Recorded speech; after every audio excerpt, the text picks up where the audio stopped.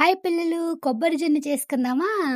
దీనికోసం శుభ్రంగా చెక్కు తీసుకున్న కొబ్బరికాయ ముక్కలను 2 కప్పులను మిక్సీలో వేసి దాంతో పాటు 2 కప్పులు వాటర్ కూడా వేసి మిక్సీ పట్టండి మెత్తగా. తర్వాత ఏదైనా ఒక క్లాత్ తీసుకొని క్లాత్‌లో మనం తయారు చేసి పెట్టుకున్న పేస్ట్‌ను వేసేసి మనం వడకడుతూ ఉండాలి. అందులో నుండి పాలన్నీ వస్తూ ఉంటాయి పైన వీడియోలో చూపిస్తున్నట్టు. అలాగే మరొక్కసారి ఇదే తురుములో ఇంకొక కప్పు నీళ్లు వేసి మిక్సీలో వేసి మిక్సీ పట్టి వడకట్టండి. మనకప్పుడు కొబ్బరిలో ఉన్న పాలన్నీ కూడా కిందకి దిగుతాయి. తీసుకున్న పాలన్నీ పక్కన పెట్టి ఇప్పుడు ఒక గిన్నెలో కొంచెం కొబ్బరి పాలు తీసుకోండి. దానికి మెజర్మెంట్ ఏం లేదు, కొంచెం అయితే సరిపోతుంది. అందులోని ఇప్పుడు 1½ టేబుల్ స్పూన్ కార్న్‌ఫ్లోర్ వేసి లంప్స్ లేకుండా కలుపుతూ ఉండాలి.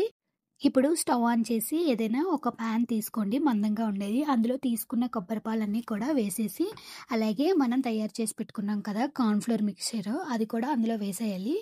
ఇప్పుడు ఒక 2 నిమిషాలు మరగనివ్వండి. ఈ టైంలో మనం షుగర్ వేసుకోవాలి. మనకెంత రుచికి సరిపోతుంది అనిపిస్తుంటే అంత వేసుకోవాలి. నేనైతే ఒక స్పూనే ఏసుకున్నాను. ఒక 5 మినిట్స్ అలా మధ్య మధ్యలో తిప్పుకుంటూ చూసుకోవాలి. ఇప్పుడు వీడియోలో చూపిస్తున్నట్టు స్పూన్‌కి థిక్‌గా అంటుకుంది కదా! ఈ టైంలో మనం స్టవ్ ఆఫ్ చేసేసి ఏదైనా ఒక గ్లాస్ బౌల్ తీసుకొని ఆ బౌల్‌లో ఆహ్, ఈ పేస్ట్ మొత్తం వేసేయండి. నేను షుగర్ పౌడర్ వేసాను కొంచెం డస్టింగ్ కోసం. మీకు స్కిప్ చేసేయొచ్చు. ఇది ఇంపార్టెంట్ ఏం గాదు. పూర్తిగా చల్లారిన తర్వాత మనం ఫ్రిడ్జ్‌లో 1 అవర్ పెట్టుకొని తీసుకుంటే చాలు. కొంచెం బౌల్ నుండి లూజ్ చేయండి. అప్పుడు లూజ్ చేసి తీస్తే బయటికి మనకి షేప్ వస్తది. అంతే, టేస్టీ అండ్ డెలిషియస్ జున్ను రెడీ. తక్కువ టైంలో ఈజీగా, క్విక్‌గా అయిపోయే రెసిపీ.